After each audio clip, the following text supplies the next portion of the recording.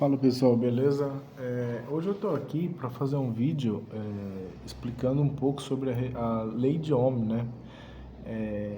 A lei de Ohm ela é aplicada tanto na elétrica de potência, né? Que é aquela que a gente tem em casa, né? Por exemplo, o 220 volt, né? 127, 380 volt, tanto para essa aplicação.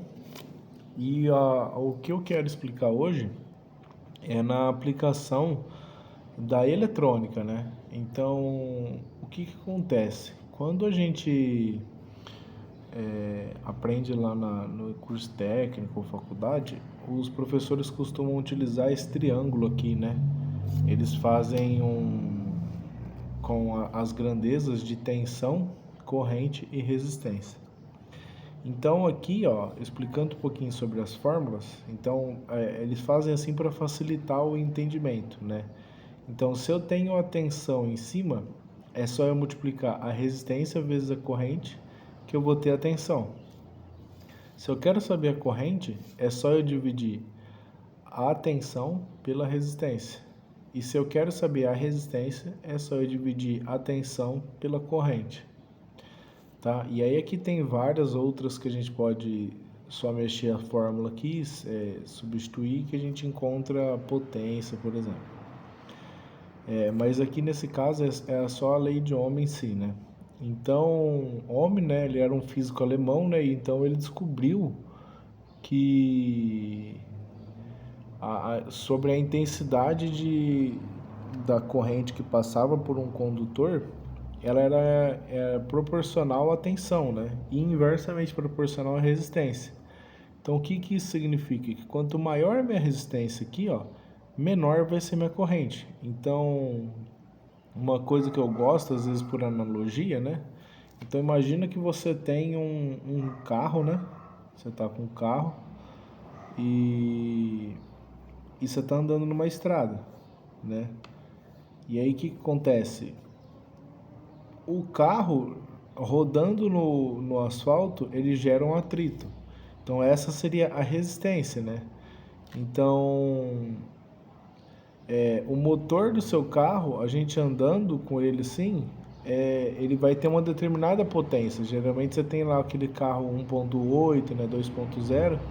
Então aqui seria minha voltagem, né? Então eu costumo fazer esses tipos de analogia para facilitar o entendimento, né? E aí, pessoal, voltando aqui um pouco,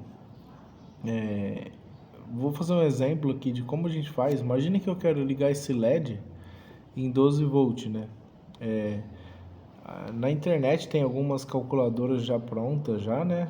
Porém, imagina que você precisa calcular, né? Você quer saber, imagina que você não... na internet ela facilita, porém é bom você ter o conhecimento, porque se a internet colocar uma coisa lá e você não tem certeza se está certo, você não vai saber o que aconteceu, né? Então a conta é bem facinho, pessoal. Ó. A minha resistência, a minha corrente determinada para esse LED é de 20 mA. Quem determina isso? O próprio fabricante, tá? Então o fabricante do LED, ele determina que a corrente máxima que pode circular por ele é de 20 mA. Então logo eu venho aqui, ó. Eu tenho a minha fórmula, então eu sei que a tensão é 12 volt. A resistência eu quero saber e a corrente é de 20 mA. É só eu fazer aqui, ó, resistência igual a 12 dividido por 20 mA. Aí aqui eu dividi para facilitar a conta. Então 12 dividido por 0,02 dá 600 ohms. E aí aqui, pessoal, eu fiz uma que a gente usa na eletrônica, porque imagina assim, você não consegue encontrar um resistor de 600 ohms, por exemplo. Não tem problema. Você vem aqui e liga 3 em série, né? Olha, 3 resistores em série e ele vai dar os 600 ohms. Ou imagina que você tenha dois resistores de 1200. Então você pega os dois resistores, né? E aí você liga eles em paralelo aqui, ó. Quando você faz com os resistores em paralelo, eles vão se tornar um resistor de 600 ohms. Porque quando você medir a resistência aqui, ele vai estar se tornando um resistor de 600 ohms. Isso aqui eu vou exemplificar também, tá?